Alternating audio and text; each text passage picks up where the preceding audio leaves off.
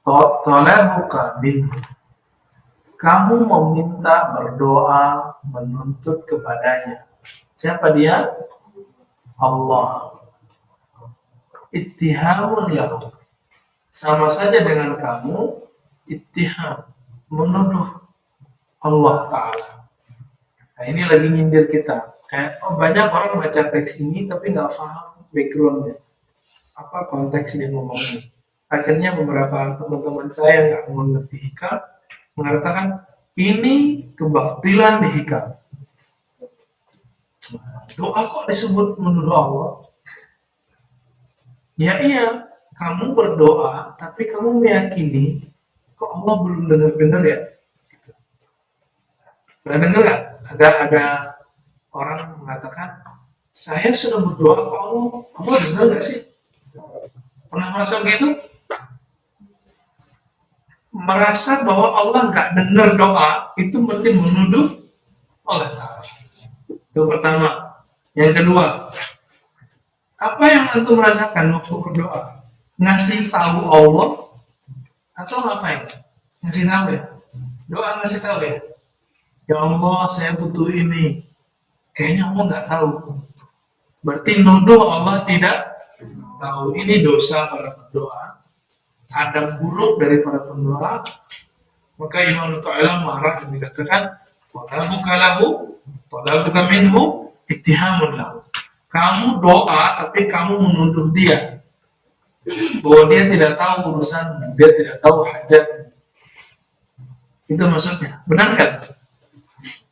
Ada ibu-ibu nanya ke saya umur 60-an, Ustaz, apakah Allah dengar doa saya? 60 tahun dia doa, dia masih merasa Allah tidak dengar doa dia. Kira-kira gimana dengan yang baru bocah-bocah 19, 14, 20 tahunan ini? Masih ngerasa gitu? Berarti gagal aja ya. Kita ulangi lagi. Allah itu bersifat apa? Punya ilmu dan dia alim. Innahu alimun bidatis sudur. Itu ayat yang berulang-ulang. Sesungguhnya Allah Maha mengetahui apa yang tergores di sebelum Allah menciptakan kita, Allah sudah tahu belum kebutuhan kita? Apa yang bakal kita lakukan? Berarti doa itu untuk apa? Doa bukan ngasih tahu Allah. Doa itu curhat kepada Allah. Orang curhat biasanya sudah tahu jalan keluarnya.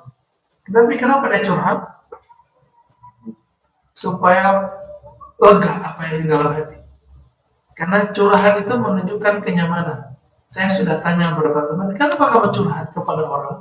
Jawabannya, saya nyaman dengan dia. Saya nyaman dia sudah.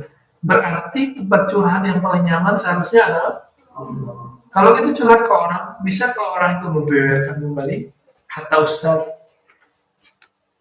atau teman atau suami istri atau teman sekamar. Suatu saat dia akan membeberkannya ke orang lain. Teman saya menikah 5 tahun, lalu kemudian dia membeberkan aib dari pasangannya. Ya, kita kan jadi gak nyaman. Loh, kok dia ceritain ke saya? Gitu. Kenapa gak dia simpan sendiri? Itu suami istri. Maka kalau curhatlah kepada yang maha menjaga rahasia. Wa huwa as-samad. Ya, Allah tempat curhat itu artinya. Jadi as-samad itu artinya tidak hanya tempat bergantung, tapi juga tempat curhat. Apakah sudah curhat malam ini kepada Allah? Ada masalah curhatnya ke dia, jangan curhat ke makhluk. Ya. Kecewa nanti nggak bisa dapat jawaban yang benar. Nah ini makna dari talabuka minhu ittihamul lahu. Jadi mulai detik ini, mulai pagi ini, kalau doa, nah maka kita mulai doa yang alim, yang azim. Wahai yang maha tahu isi hatiku, aku ingin curhat kepadamu. Sebutin. Jadi nggak mesti bahasa Arab, ya. Bisa doa pakai bahasa apapun. Tapi kalau dalam sholat doa mesti bahasa Arab. Karena bahasa Arab syarat dan rukunnya dalam bahasa Arab semuanya. Nanti jangan pakai bahasa Sunda, Jawa. nanti disebut Kiai Roy itu yang di malam ya. Ingat ya tuh? Itu bukan Islam Nusantara itu ya. Itu Islam Roy itu. Wa talabuka lahu ghaibatan minka anhu. Kamu mencari atau menuntut meminta lahu baginya ghaibatan minka anhu ya. Sama kayak tadi, Ustaz, Allah dengar gak sih? Ya, dia lagi nyari. Allah dengar gak sih? Mempertanyakan tentang Allah itu ghaibatan minka. Karena kamu merasa jauh dari Allah Ta'ala. Wa talabuka li ghairihi, kamu minta kepada selain Allah, itu kamu nggak tahu malu. Likillati hayaika. Illa artinya sedikit, haya malu. Karena sedikit malumu, bukan kurang kemaluanmu. Setengah berjemaah unik itu. Yang benar apa? Likillati hayaika, ya. Karena sedikitnya rasa malu. Oleh karena itu dalam tradisi ahli tauhid, al-haya' minal iman, rasa malu itu bagian dari iman. Itu adalah malu kepada Allah. Itu yang paling tinggi. Meminta kepada selain Allah, itu nggak ada rasa malu. Maka Maulana dan Imam Abdul Qadir Jilani tidak pernah meminta kepada makhluk. Dia kalau minta apa saja pasti ikhlas. Ya. Kita nggak bisa seperti beliau. Ya. Tapi yang penting kalbu kita latih hanya kepada Allah Ta'ala. Wa talabuka min ghairihi li wujudi bu'dika. Kenapa kamu minta kepada selainmu? Karena bukan disebabkan, bukan akan menyebabkan li wujudi. Karena wujudnya.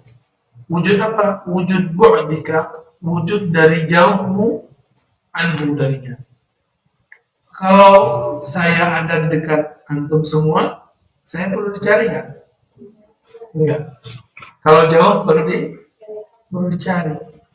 Jadi kalau ada orang mencari Allah itu dia merasa Allahnya jauh. Ya?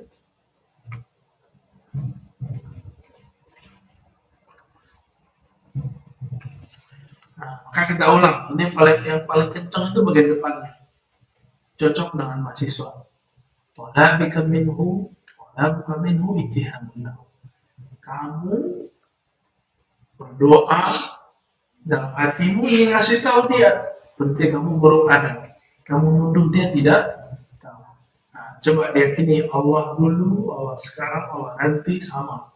Allah sebelum menciptakan kita sudah tahu apa kebutuhan kita daripada melebihi orang tua.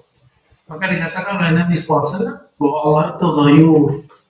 Seperti ghayur, maha pencemburu, maha penyayang, rauf, rahim, melebihi orang tua. Sayang kepada anaknya. Belum punya anak ya, jadi belum tahu ya gimana sayang orang tua ke anak.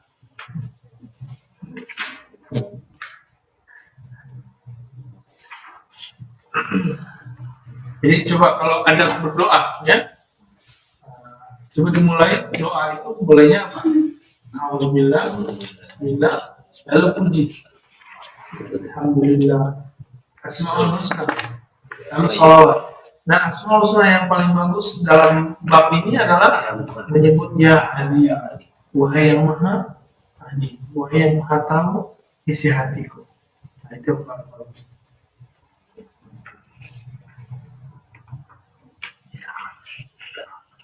Ada ayat Al-Baqarah 186 ya.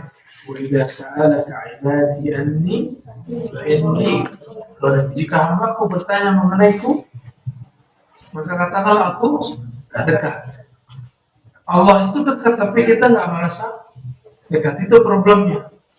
Ini kenapa terjadi perdebatan antara orang yang bertawassul dengan tidak tawassul. Bagi yang mengharapkan tawassul, jawabnya Allah itu dekat. Dijawab lagi sama yang suka tawassul. Betul, Allah itu dekat dari sisi dia, tapi dari sisi kamu merasa dekat atau tidak? Gitu ya. Nah, ini perdebatannya nggak selesai ya. Sampai hari ini masih ramai aja orang debat masalah tawassul. Karena Allah mengatakan, ujibu da'watad da'i idza da'an.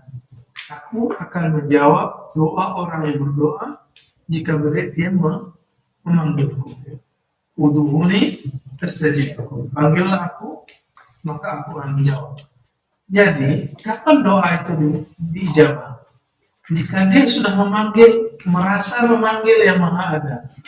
Jadi kalau antum doa tapi kayak ngomong ke tembok, itu nggak akan dikabulkan. Jadi doa itu harus merasa bahwa Allah itu emang ada. Merasa bahwa dia lebih dekat dari urat nadi kita.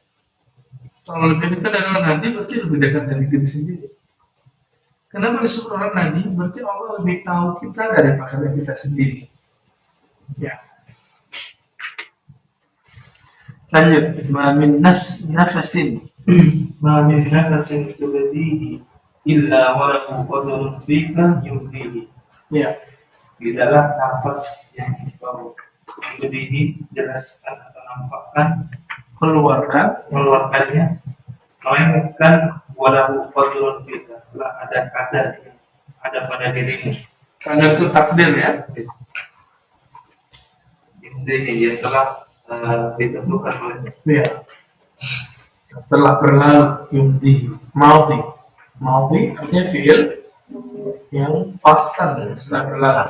Kema min nafasin, tiadalah min dari nafas, suatu nafas.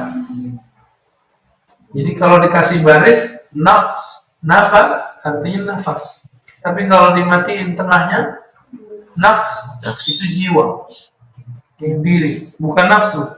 Nafsu bahasa Arabnya hawa pakai ha atau syahwa. Ma min nafasin tubdihi, tiadalah dari nafas tubdihi yang kamu tampakkan, illa walahu, kecuali baginya nafas, fika, pada dirimu, qadarun, satu takdir, yumdihi, yang telah dia berlalukan padamu, yang telah dia tetapkan kepadamu.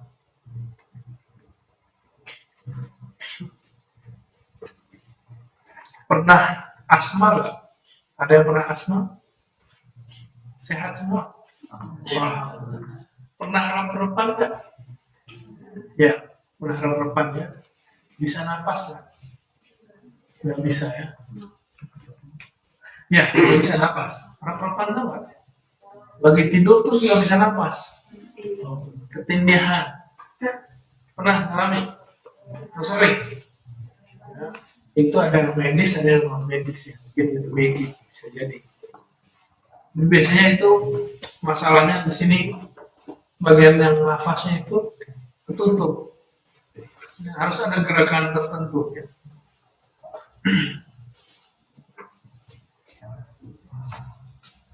Tapi pernah berpikir nggak berapa kantong oksigen seharusnya kita butuhkan tiap hari? Jangan mikir ya. Sehari itu berapa liter? Ternyata berliter-liter ya. Dan kalau antum pernah sakit berat dan butuh alat itu, ternyata alat itu dibeli ya. Oksigennya dibeli. Jadi kalau dipasang di hidung tuh enak. Dia cuma oksigen murni, nggak ada karbonnya. Masuk, bisa bikin orang sadar. Ya, jadi kalau orang nggak sadar, yang kesadarannya masih dekat dengan ambang ketidaksadarannya itu, kasih oksigennya bisa nyambung lagi. Nanti dicari di Google ya, berapa harga 1 liter dari oksigen. Jadi ternyata satu nafas itu kita sudah mengkonsumsi beberapa dari oksigen. Satu. Yang kedua, ketika dia masuk,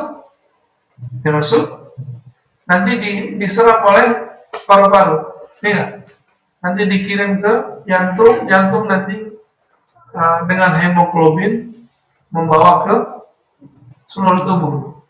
Sederhana gitu, atau itu complicated, ya, sangat complicated, luar biasa.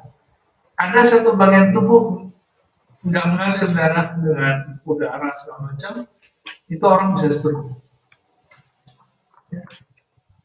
Atau penyempitan pembuluh darah, nanti dipasang ring. Satu ring itu 100 juta.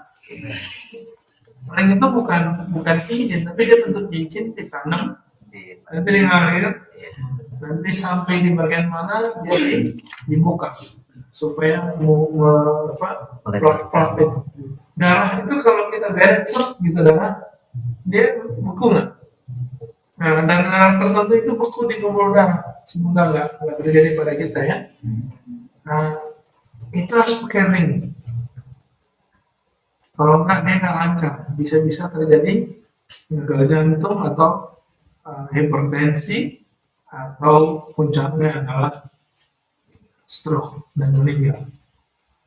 Makanya orang yang terhambat atau pecah pembuluh darahnya, karena darahnya terus tapi nggak bisa lewat, pecah nih. Nah, itu stroke-nya lumayan. Tapi kalau cuma rusak itu masih bisa dibenerin. Jadi kalau ada orang stroke bisa balik lagi normal lagi, berarti dia cuma rusak, belum sampai pecah. Ya, coba tanya ke teman-teman dokter ya, saya kan cuma dokter ya dokter. Tapi dapat info dari mereka kan banyak iklan bisa menyembuhkan kolesterol, menyembuhkan stroke. Kita tanya, emang ada ilmu begitu? Dia jawab, ada dua macam stroke. Stroke yang permanen, ada stroke yang masih ringan, gitu, yang berat itu. Sebabnya ini dan itu, baru kita paham. Jadi teman-teman semua, ternyata nafas itu penting sekali. Teman saya, habis kita kirim dulu ke Tiongkok, dia setiap pagi itu melihat orang-orang aki-aki tua-tua latihan tai chi di tepi pinggir jalan, ya. Tai chi, tahu tai chi?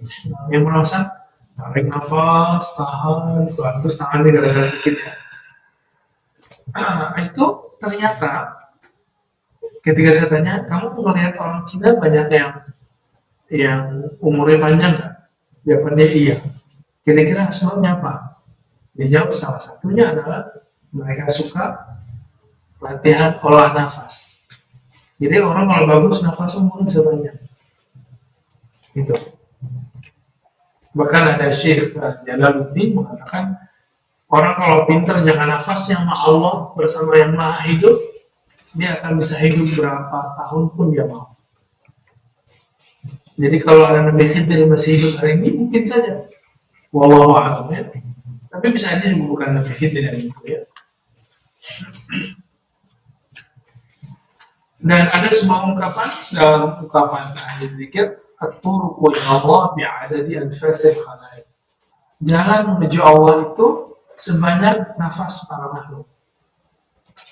Jadi orang bisa merasakan Allah sebanyak nafas. Maksud dari teks ini sederhana, karena setiap nafas itu ada takdir, maka kita harus syukur setiap saat. Kita harus zikir setiap saat, gitu maksudnya.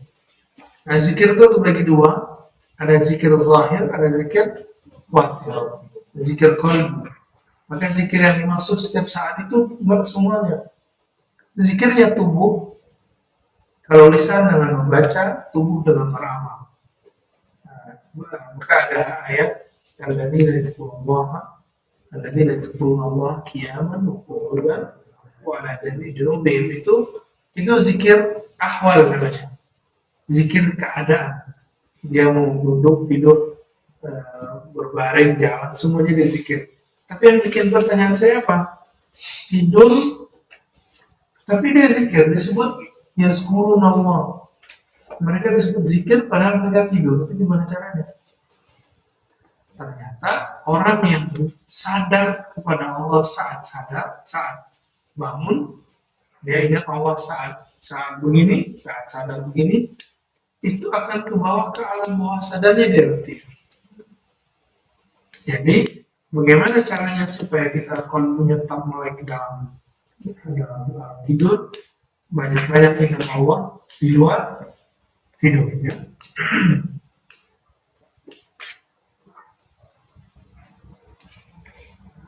Oleh karena itu Hamzah Fansuri menyebutkan dia mencari Allah di Baghdad, mencari Allah di Ka'bah, tidak terasa bahwa dia sampai kepada Allah.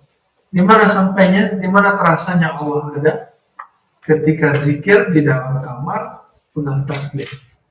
Baru terasa bahwa kalbunya connect kepada Allah. Jadi kalau ada teman-teman orang-orang dia benar-benar umroh, itu belum tentu benar. Ya. Abdul Hasan Syadili mengatakan kamu akan melihat orang yang paling rajin beramal itu kadang-kadang pencinta dunia, karena dia ingin dunianya sukses tapi lewat ibadahnya. Kenapa ke Mekah? Pas saya tanya, kebanyakan ingin doa depan multazam supaya proyeknya sukses. Ada teman kita ingin doa depan multazam supaya dapat jodoh. Kenapa nggak langsung lamaran? Ya. Umroh kan mahal.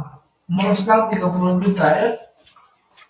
Yang lumayan itu 30 juta, yang murah-murah masih ada yang 20 juta. 30 juta sudah bisa untuk melamar. Dan persiapan nikah sederhana. Ya. Ya enggak? Nikah tuh gak usah keren-keren amat ya. Kayak itu yang penting akadnya, wali dan saksinya, lalu makan-makan udah selesai. Nggak usah pakai yang dangdut koplo segala ya. Oke, lanjut. La tataraqqab furuhul ayyari fa inna dhalika yaqta'uka an wujudil muraqabati lahu bima huwa mukim fihi. La tataraqqab, janganlah kamu menanti furuhul ayyari, kosongnya atau hilangnya pencerahan kepada dunia. Baru coba sebelumnya pernah menjadi kamu enggak ya? Belum. Oh maksudnya. Dulu pesantren apa? Di Madrid. Oh masih. Nggak apa-apa. Berarti ini sudah peningkatan jauh. Ya, karena biasanya mereka membid'ahkan kitab ini.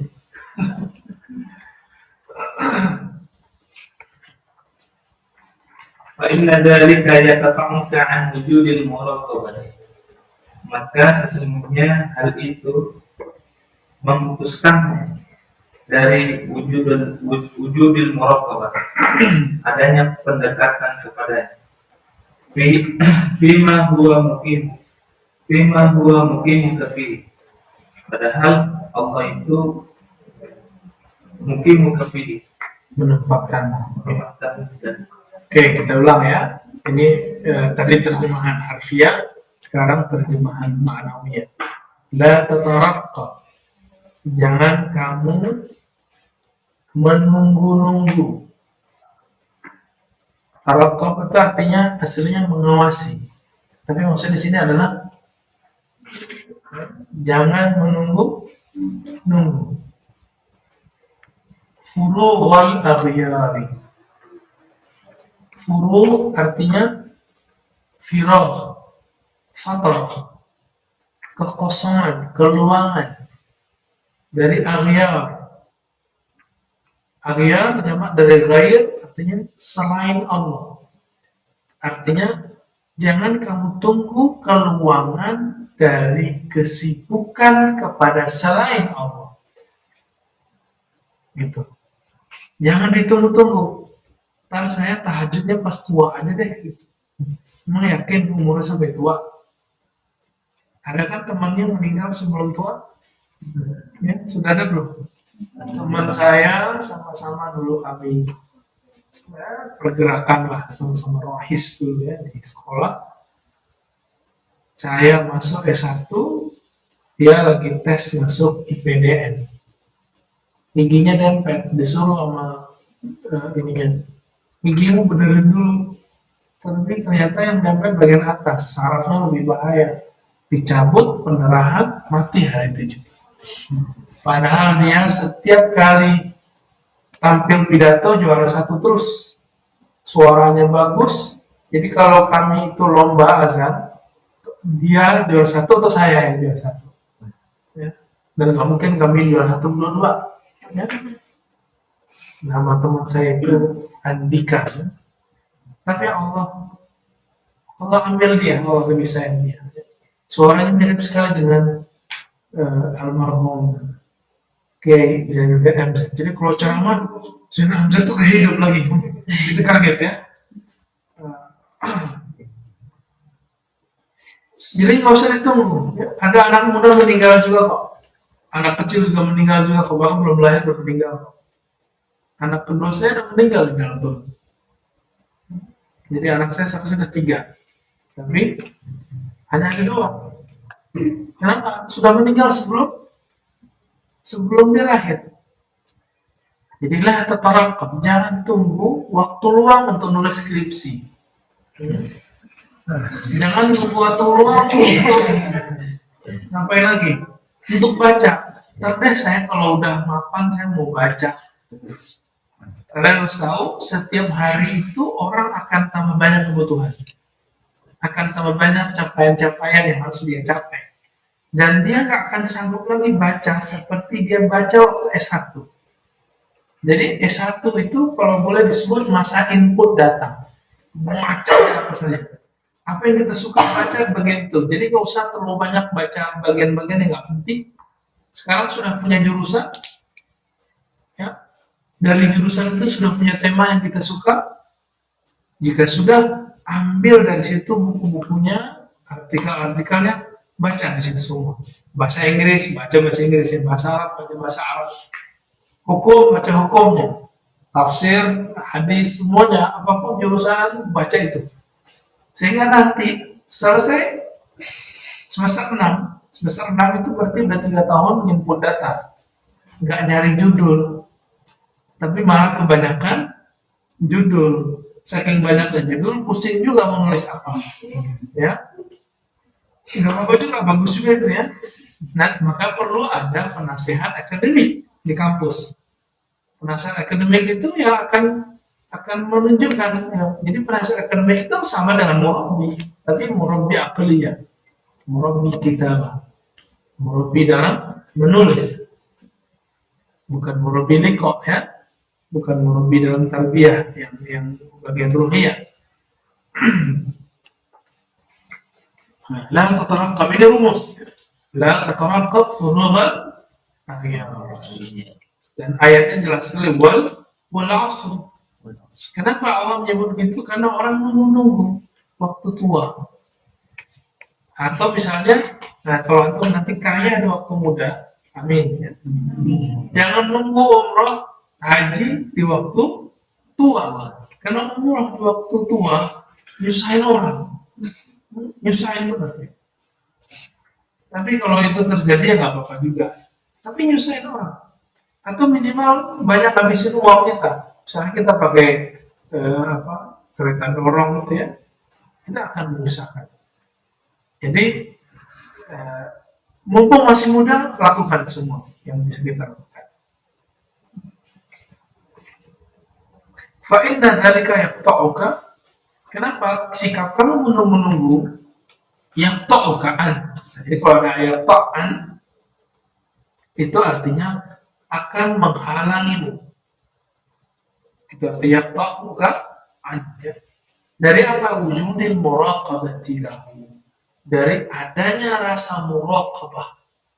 Muraqabah beda dengan muqarabah. Apa arti muraqabah?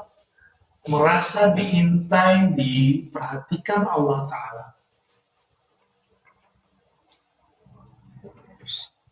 Kalau besok saya ada tugas mau presentasi, perasaannya hari ini gimana? Udah nyari-nyari, terus malam nanti kalau perlu bergana untuk nulis, ya benar nggak? Jadi ilmu mepet semuanya kepake ya, mepetisme, torikot mepeti ya. Jadi orang yang suka menunggu-nunggu akan menghalangi mendapatkan satu rasa namanya muraqabah. Jadi ihsan itu ada 2, anta'budallah ka'annaka tara. Ibadah seakan memandangnya. Jika tidak merasa diperhatikan. perhatikannya, diawasinya, merasa diawasi itu disebut muraqabah. Ya, zikir muraqabah. Itu zikir tinggi level para wali-wali Allah. Nah, kalau belum kita jadi wali, minimal kita jadi muridnya para wali, pecinta para wali atau orang yang sedang menapaktilas jalan-jalan para wali. Itu jalan muraqabah, merasa diperhatikan. Gitu ya. Ini baca teks hikam ini memang nggak semua orang bisa ya. Saya bisa bukan karena saya pintar, tapi karena saya ngaji. Begitu, itu intinya. Teman saya banyak pintar, baca sendiri nggak bisa. Karena apa? Ilmu itu emang harus dari guru, harus ada syekhnya, ustadznya, murabi, ada musyiknya. Jadi baca teks ini memang nggak cukup pakai bahasa Arab, dia harus ada gurunya. Guru bahasa Arab ngerti nggak? Belum tentu juga. Ya. Ahli tasawuf ngerti nggak? Belum tentu. Kalau dia nggak pernah ngaji kitab ini nggak akan ngerti. Nah ini kelebihan ilmu tertentu, dia harus diambil dari ahlinya. Guru saya Maulana Syekh Nu'man Bashir dan Hasan Basri, itu dua guru saya yang kita belum pernah belajar hikam kepada mereka berdua ya. Masih hidup salah satunya yaitu Buya Nu'man Bashir. Dan beliau juga mengijazahkan sangat-sangat kitab-kitab keagamaan kepada kita ya, dari jalur orang-orang Sumatera.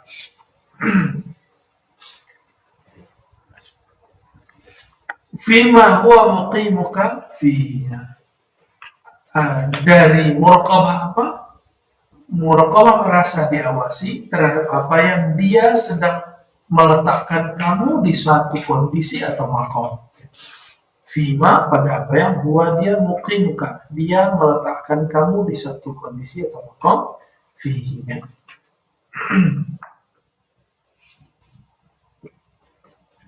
Jadi kalau mau nunggu jadi soleh, jangan nunggu tua. Nunggu tobat, nunggu nanti aja. Semua kita pendosa. Nah, Nabi bersabda, kullu bani Adam khata'un, wa khairu khata'in at-tawwabun. Sebaik-baik orang-orang yang bersalah, karena semua orang bersalah, maka sebaik-baik bersalah adalah yang mau tobat. Tobat itu mahal ya. Berat sekali. Kita harus menyiksa diri sendiri, tapi sebenarnya kita bukan menyiksa diri. Sebenarnya tobat itu menyegarkan diri. Keluar dari suatu kondisi kepada kondisi yang lebih menyegarkan. Berat sekali tobat itu. Tapi beratnya cuma sampai kita lepas dari rasa itu. Jadi kenapa orang berat meninggalkan tidur? Karena tidur nggak bikin orang gemuk juga ya. Nggak bikin orang pintar. Ya kapan tidur bikin pintar? Bikin pintar nggak tidur? Enggak ya? Bisa selesai nggak tulisan dengan tidur?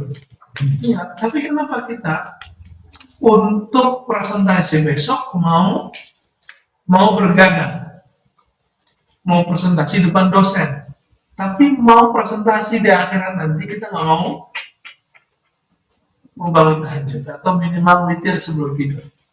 Kenapa nggak mau? Berarti kita lebih iman kepada dosen ya. Dosen aja jadi Tuhan sekalian. Oke, sedikit lagi. Ya.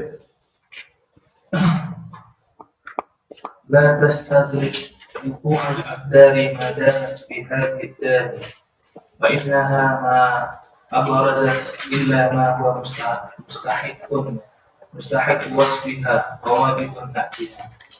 La tastadriku wuqu'al aqdar, janganlah kamu merasa asing wuqu'al aqdari atas kejadian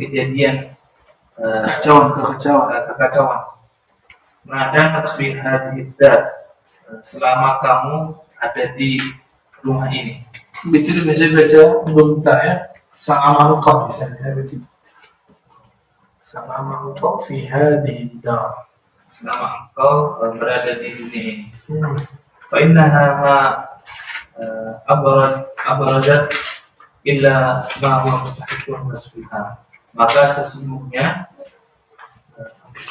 tidaklah abroza. Buruz, beris artinya menampakkan atau mengeluarkan. Dan sesungguhnya tidaklah Dunia itu menampakkan. dunia itu menampakkan, melainkan dia itu adalah Yang emang sepatutnya dia keluarkan. Ya, yang dia sifati wa wajibun Tuhan dan wajib menjadi sifatnya kita yang baik. Kita ulangi ya. Apa-apa kita peras Ustaz As'ad ya. Biar menerjemah, biar nanti bisa ngajar hikam ya. Kalau nggak begini nggak bisa. Saya begitu caranya sama guru dulu. Suruh baca. La tastakhrib ya. Jangan kamu merasa gharib. Apa arti gharib? Asing, aneh. Kok dunia begini ya? Seperti itu. Pernah ngerasa gitu nggak? Kok hidup saya begitu ya? Ada yang pernah mengalami sesekali? Pernah ya? Merasa kesepian, jenuh, sepi. Nanti kalau nikah juga akan merasa jenuh. Bukan jenuh sama bininya, bukan sama suaminya. Hati aja jenuh, gitu. Jadi kejenuhan itu dia permanen. Kejenuhan hakiki itu ketika orang tidak mengenal Allah Ta'ala. Tidak dekat dengan Allah Ta'ala. Nggak ada Allah, nggak rame gitu ya. Kalau nggak ada Allah itu nggak rame di kolom. Nggak cukup dengan ada seseorang yang kita suka. La tastakhrib, maka jangan kamu merasa aneh wuku al-aqdar, terjadinya kekacauan, kejenuhan, kebosanan, musibah, penyakit, masalah itu disebut aqdar. Jamak dari kadar atau kidr, artinya masalah-masalah. Kalau air misalnya kotor disebut kadarat, al-miyah al-muqaddarat, al-muqaddarat ya, air yang keruh, yang kotor. Oh, dunianya keruh, ya wajar ya.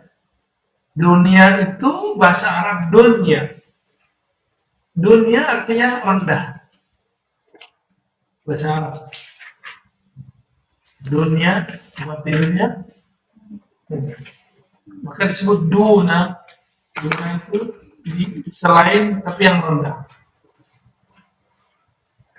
Jangan kamu merasa aneh dengan terjadinya kebosanan, kejenuhan, keburukan, masalah, penyakit.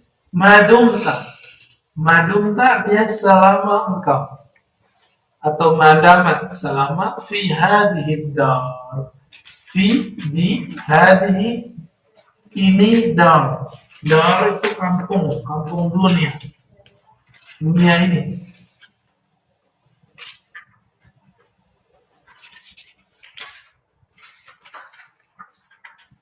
Pernah flu nggak? Waktu lagi flu parah itu dunia kita kayak aneh. Karena di sini tutup dan begini ya, gitu. Perasaannya aneh ya? Ya, pernah ngerasa aneh? Ya. Gitu. Flu itu nggak penyakit berat, tapi kalau terjadi itu bikin lumayan bad mood-nya luar biasa. Ya. Apalagi perempuan haid.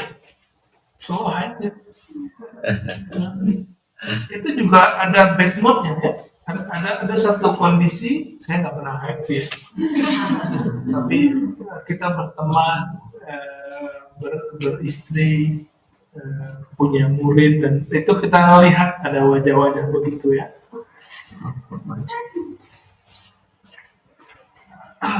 Tubuh ini dia punya karakter, punya siklus setiap hari, setiap bulan. Misalnya perempuan merasa repot, kok saya haid sih? Gitu. Lagi kalau cowok, enak ya haid nggak sholat? Iya. Benar nggak? Emang seneng haid. Itu anak-anak tuh yang ngomong gitu ya. Dulu saya waktu masih kecil nanya, emang haid ya? Asik dong nggak sholat. Jadi kita ngerasa sholat itu beban. merasa beban itu berarti ada satu masalah ya. Masalah di kolom.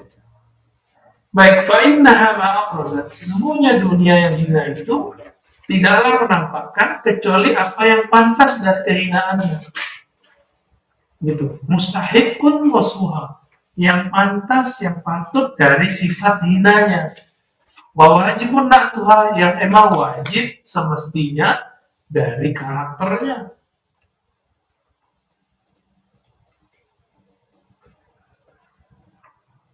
Apa karakter dunia? Coba lihat, berubah, hancur, muncul yang baru, berubah lagi, hancur, muncul yang baru, begitu nggak?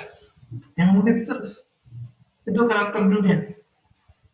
Jadi orang yang nggak siap berubah, nggak siap hancur, nggak siap tumbuh baru, ya sudah mati aja ya. Hidup segan, tapi mati tak mau. Orang-orang yang tubuhnya masih di sini, nyawanya masih di sini, dia harus siap dengan itu. Wajah kalian ini kan lagi segar-segarnya ya.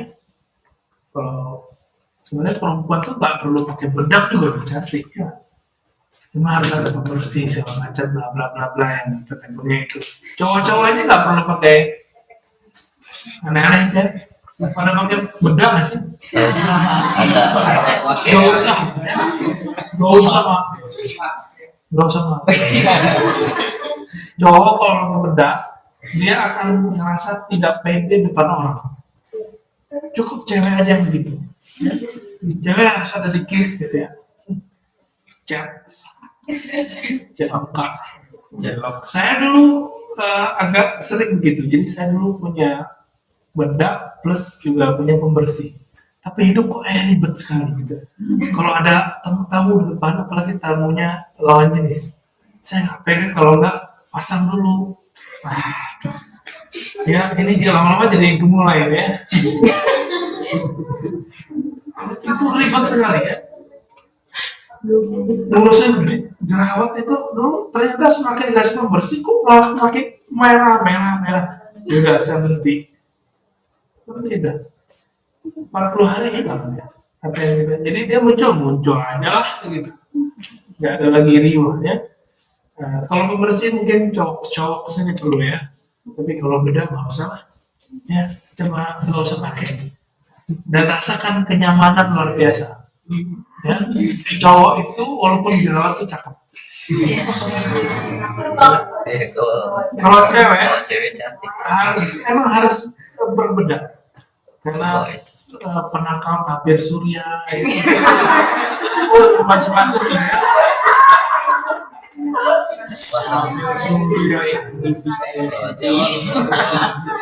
Pasang panel surya. Wajah ini nggak salah nanti kok jerawat ya?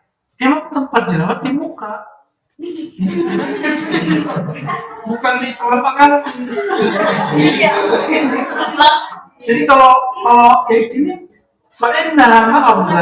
jerawat itu tidak akan muncul kecuali di muka, bukan di telapak kaki, bukan di sikut juga ya. Di sikut namanya lain lagi, ya, bisul dan beda lagi ya. Jadi coba dilihat apapun yang terjadi pada tubuh ini itu menurut fitrahnya. Saya ini berkali-kali dibilangin sama teman, kamu itu operasi aja gitu. Saya bilang udahlah biarin.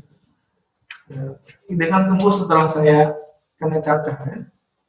Nah, dulu nggak ngerti kalau itu cacar, begini malah robek. Nah, itu robeknya pulang dari Thailand ya. Oleh Thailand. Jadi orang-orang lagi asik di sana, saya malah tepar di depan bis, nggak bisa ngapa-ngapain. Berangkatnya gagah, pulangnya hancur muka saya, bengkak semua. Tapi itu nikmat sekali, saya dapat pelajaran ya. Jadi waktu berangkat tuh jadi prima donanya. Udah perhatiin orang, ini cowok kok mau ikut sendiri gitu ya. Tapi pulang-pulang paling hancur mukanya, lebih jelek dari orang yang tua 60 tahun. waktu di apa imigrasi, eh, kan saya pakai masker, jadi pakai cadar gitu kan. Buka, saya buka, takut dia. Itu nikmatnya kalau buka begitu ya. Jadi saya nggak perlu diinterogasi macam-macam, langsung masuk.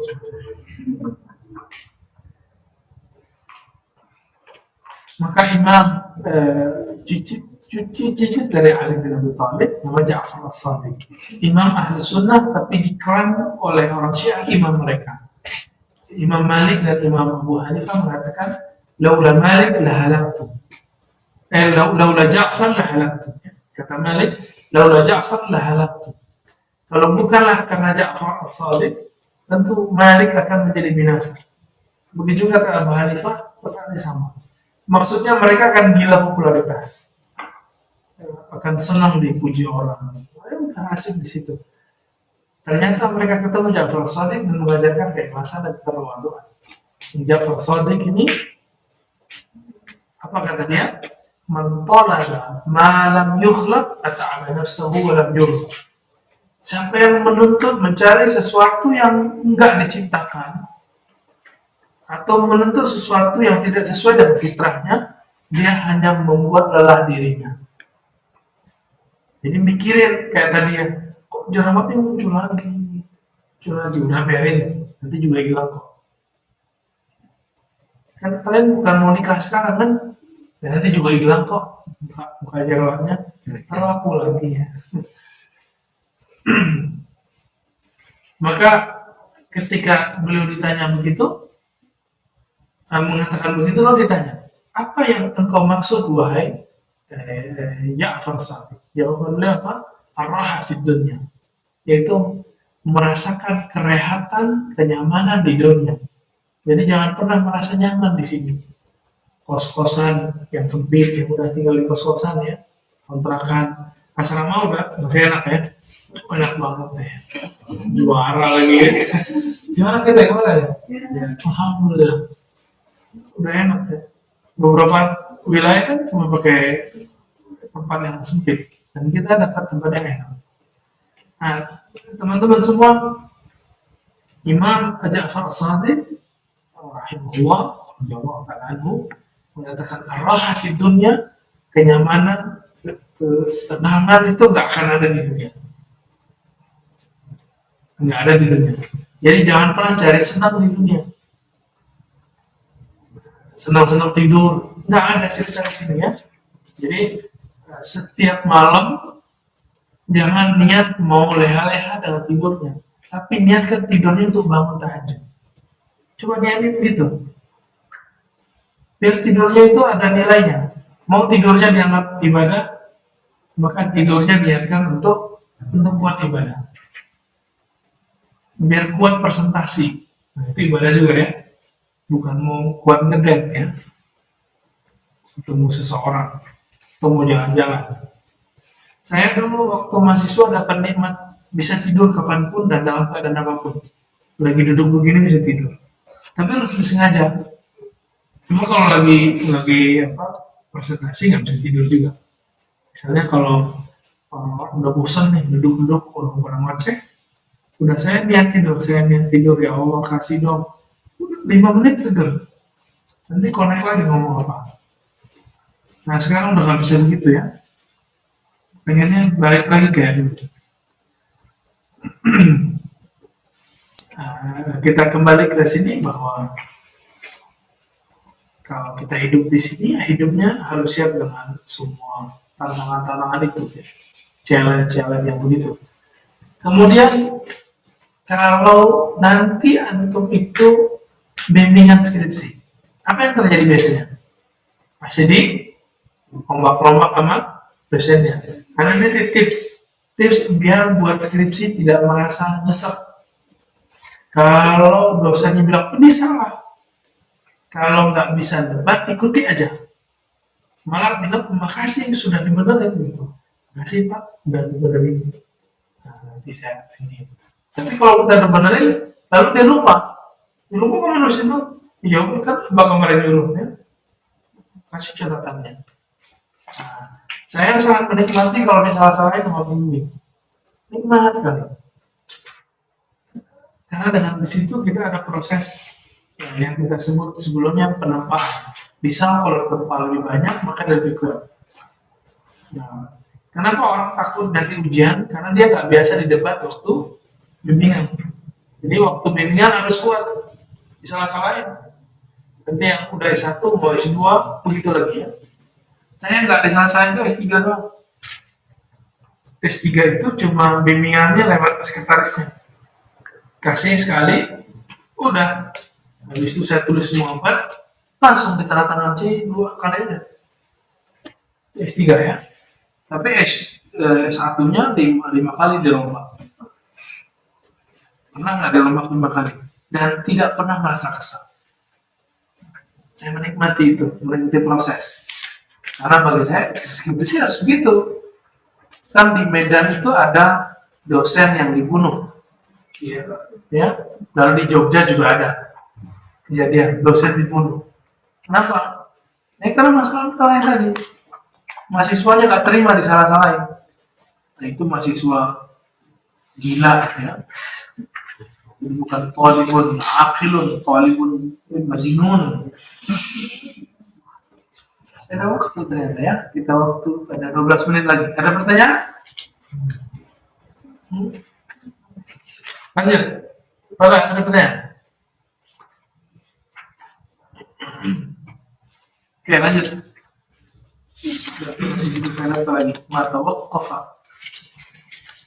Mata waqqafa matlabun anta talibu bi rabbika wa la tayassaru matlabun anta talibu bi nafsika. Apa yang kamu minta tak akan terhalang